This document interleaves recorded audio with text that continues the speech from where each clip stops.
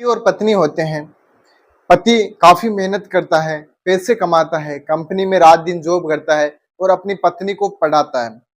और पत्नी को पढ़ा लिखा कर एक सरकारी जॉब उसे मिल जाती है। पत्नी को दरोगा के रूप में वो जब नियुक्त हो जाती है, तो उसी के कुछ दिनों बाद वह अपने पति को तलाक दे देती है और उसके पति ने उसको तलाक दे दिया। दोनों के बीच तलाक हो जाती है। आखिर क्यों उन दोनों के बीच तलाक हुई? क्या उस पत्नी द्वारा किया गया कि अब उसके पति ने उसको तलाक दे दी? आदाब, सत श्री अकाल, नमस्कार। मैं हूं विकास और वीआईपी मीडिया की एक और नई कहानी में आपका हार्दिक स्वागत है, अभिनंदन है। तो दोस्तों, आज की कहानी उत्तर प्रदेश से शुरू होती है। तो दोस्तों, एक परिवार है जिसमें एक लड़का रहता है और उसकी शादी कर दी जाती है एक लड़की से। लड़के का नाम कमल है, लड़की का नाम है सरिता। सरिता से उसकी शादी कर दी जाती है। दरअसल शादी से पहले सरिता ने कुछ ही दिनों पहले अपनी ग्रेजुएशन कंप्लीट की थी और उसने घर वालों की कहने से पढ़ाई भी छोड़ दी थी। अब उसकी शादी कर दी जाती है और शादी के जैसे ही 5 से 6 महीने होते हैं, वो अपने पति को बोलती है कि सुनिए जी, मेरी इच्छा है वो एक बार मैं सरकारी जॉब के लिए ट्राई करना चाहती हूँ और अगर आप मुझे पैसे देकर पढ़ा सकते हो तो कृपया मुझे आप पढ़ाइए। मेरी इच्छा है और मुझे खुद को विश्वास है कि मैं सरकारी नौकरी लग सकती हूँ। तो ये बात जब उसका पति सुनता है तो उसका पति बोलता है, हाँ बिल्कुल, मैं अभी 15,000 की जॉब कर रहा हूँ, तो 5,000 अगर तुम पे लग जाते हैं और मैं घर पे 10,000 भी देता हूँ तो हमारी घर का खर्च भी चल जाएगा और तुम्हारी पढ़ाई भी हो जाएगी और ये तुम्हारा जो पढ़ाई का शौक है वो भी पूरा हो जाएगा और क्या पता, सब भगवान ने अच्छा चाहा तो तुम्हारी जॉब भी लग जाएगी। ऐसा कहकर वो अपनी पत्नी का दाखिला एक कोचिंग के अंदर करवाता है और वहां पे वो पढ़ने लगती है और दिन रात वह अपनी मेहनत करती है। और इधर इसका पति है, वो एक्स्ट्रा ड्यूटी करके उसे 17 से 18 हजार रुपए महीने के मिलने लगा। 10,000 वो अपने घर देता है और बाकी के 7 से 8 हजार रुपए अपनी बीवी को मंथली बेस पे वह देने लगता है। तकरीबन 7 से 8 महीने के बाद ही उसकी पत्नी एक पुलिस की वैकेंसी आती है, उसमें आवेदन करती है, उसमें पार्टिसिपेट करती है और उसका जॉब लग जाती है और एक दरोगा के रूप में उसकी जॉब लगती है और उसकी जो ज्वाइनिंग है वो वहां पे उसको बता दी जाती है और उसे ड्यूटी पे बुला लिया जाता है और जो भी वहाँ के नॉर्मल फॉर्मेलिटीज होते हैं उसके लिए उसको घर से बुला लिया जाता है। तो 10 दिन पहले उसको सूचना मिल जाती है, तो इन 10 दिनों में सभी लोग उसके पास आते हैं और जब उसका पति बाहर बैठा होता है बाहर के कमरे में, तो उसके पति को सभी पूछते हैं कि तुम्हारी पत्नी कहाँ है, उससे हमें मिलना है। तो पत्नी के बारे में सभी पूछकर उसके पास जाते हैं और सभी उससे बधाइयां देते हैं और काफी उसको कॉल आते हैं और काफी गांव के लोग भी आते हैं, रिश्तेदारी के सभी लोग वहां पे आते हैं और उसकी पत्नी जो सरिता है उसको बधाइयां देने लगते हैं। जब ये बात देखता है उसका पति, तो कुछ ही दिन बाद में वह अपनी पत्नी को बोलता है कि मुझे तुमसे तलाक चाहिए, मैं तुम्हारे साथ नहीं रह सकता और मुझे तुम्हें तलाक चाहिए। पत्नी पूछती है कि आखिर क्या हुआ, मैं तो तुम्हें दिल और जान से प्रेम करती हूँ और ना मैंने कुछ ऐसी गलती की कि तुम मुझे तलाक दोगे। आखिर गलती क्या हुई है मेरी, ये तो मुझे आप बताइए। और फिर उसका पति कुछ नहीं बोलता है और कानूनी कार्रवाई के साथ अपनी पत्नी पे गंदे आरोप लगाकर उसे तलाक ले लेता है। मगर उसकी पत्नी रोती रही, उसे बार बार पूछती रही कि आखिर मैंने ऐसा क्या कर दिया कि तू मुझे तलाक दे रही हो। तो ये बात का जवाब उसे नहीं मिल पाता है और उन दोनों की तलाक हो जाती है। तलाक के बाद पत्नी अलग रहने लगती है। उसका पति है और उसके पिता और उसकी माँ अर्थात जो कमल है उसके माता पिता और कमल तीनों अलग रहने लगते हैं। और कमल है वो अपनी जॉब कर रहा था, तो वो जॉब पे भी चला जाता है और उसे जॉब में लगभग 20,000 रुपए मिल रहे थे। मगर एक बार उसकी फैक्ट्री में आग लग गई और उसकी वहां से उसे निकाल दिया गया फैक्ट्री से, क्योंकि उसकी वजह से कुछ आग लगी थी। तो उसकी जॉब एक बार चली गई। वो फिर से घर आता है और फिर एक बार जॉब तलाश के अंदर फैक्ट्री के अंदर जाता है। तो फैक्ट्री में वो जब जॉब ज्वाइन ही करता है और काम सीख रहा था, तभी किसी हादसे से उसके हाथ की अंगुलियां कट जाती है और वो नीचे गिरता है, जिसकी वजह से पैर में भी चोट आ जाती है। तो उसे उस कंपनी से भी निकाल दिया जाता है।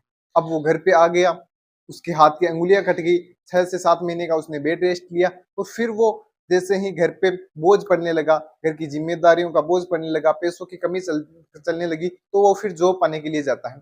अब किसी भी कंपनी में बिना अंगुलियों के हाथ अगर आप लेके जाओगे तो आपको भी पता है काम वहां पे नहीं दिया जाएगा, क्योंकि उसका हाथ ही सही सलामत नहीं है तो वो काम नहीं कर पाएगा।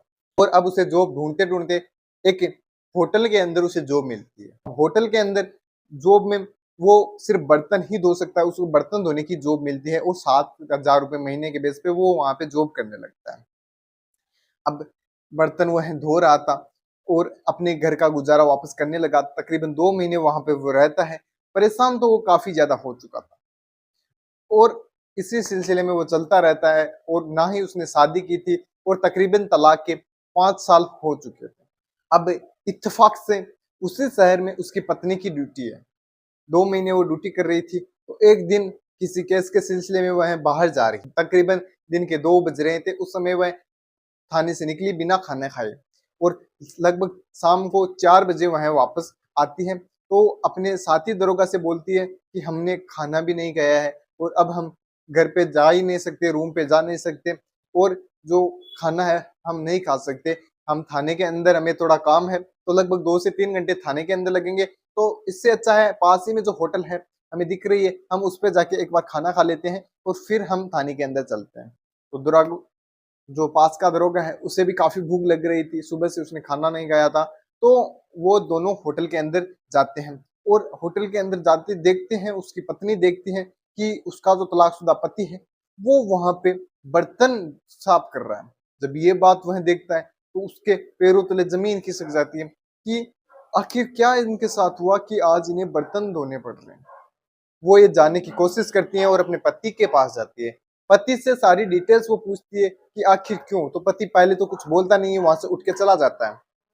फिर भी उसके फोर्स करने पर, बार बार पूछने पर वो अपनी सारी आप बीती बताता है कि इस प्रकार मेरी फैक्ट्री में आग लगी तो उस फैक्ट्री को मैंने छोड़ दिया और फिर मैंने जब नई फैक्ट्री ज्वाइन की तब मेरे साथ एक हादसा हुआ, उसमें मेरी हाथ की अंगुलियां हैं वो कट गई और साथ ही में मेरे पैर में भी मोच आ गई थी, पैर भी टूट गया था। तो वो तो सही हो गया मगर ये हाथ अब सही नहीं हो रहा और क्योंकि अंगुलियां बिल्कुल कट चुकी थी। तो इसके बाद हुआ यूं कि मैं जॉब की तलाश में इधर उधर भटकता रहा। घर पे जैसे मेरी जो जिम्मेदारियां हैं वो बढ़ी तो मेरे को जॉब करने की आवश्यकता है और मैं यहाँ पे जॉब ढूंढते ढूंढते मुझे ये बर्तन साफ करने की जॉब मिली है।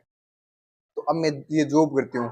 तो ये सब सुनकर और देखकर अपने पति को, जो तलाकशुदा पत्नी है, वो रोने लगती है, उसकी आंखों से आंसू आने लगते हैं और वो उसे गले लगाते हुए कहती है अगर तुम्हारी इजाजत हो तो अब भी मैं तुम्हारी पत्नी बनकर रह सकती हूँ। वो हाथ पैर जोड़ने लगती है और अपनी पति से गुजारिश करने लगती है कि एक बार आप मुझे अपना लिए और मेरी अच्छी खासी सैलरी आती है, मैं सारी की सारी सैलरी आपको दूंगी और मुझे कुछ नहीं चाहिए, बस आपका साथ चाहिए। तो पत्नी काफी अच्छी थी।